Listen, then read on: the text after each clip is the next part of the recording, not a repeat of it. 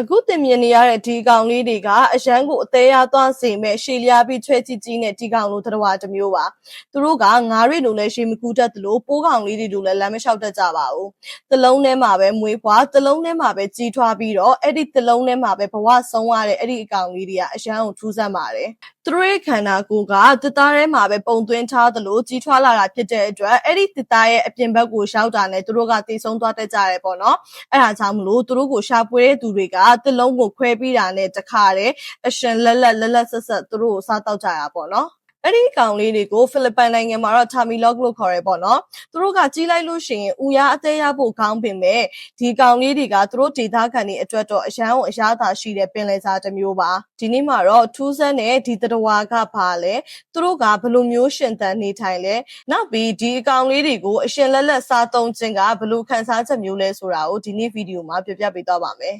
ပထမဆုံးသိပ္ပံနီးကြအချက်လက်ကိုပြောရမယ်ဆိုလို့ရှိရင်ဒီအကောင်လေးတွေကိုတင်မောပို wood one လို့ခေါ်ပေမဲ့သူတို့ကပိုးကောင်မျိုးစားတော့မဟုတ်ပါဘူး Q ကမာတို့လိုမျိုးသူကမျိုးနွယ်တူရှည်တရဝအမျိုးအစားပေါ့နော်သူ့ရဲ့ထူးခြားချက်ကမျက်လုံးမပါဘူးနားမပါဘူးဒါပေမဲ့ဥကောင်းပိုင်းမှာရှိတဲ့မာကျောတဲ့အခွန်ကိုသုံးပြီးတော့သူကတစ်သားတွေကိုဖောက်စားနိုင်စွမ်းရှိတယ်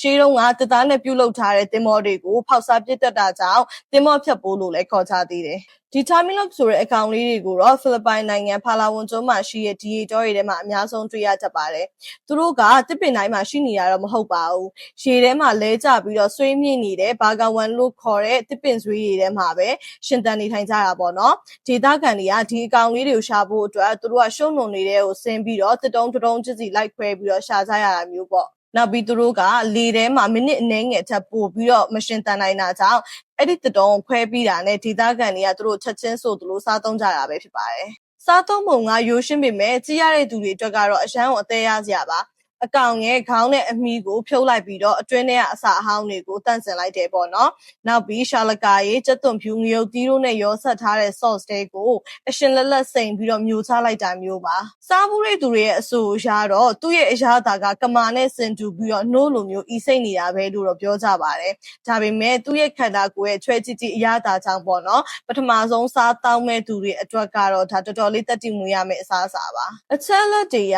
ဒီ Tamilok ဆိုတဲ့အကောင်လေးမှာပေါ့နော် protein ဓာတ် vitamin A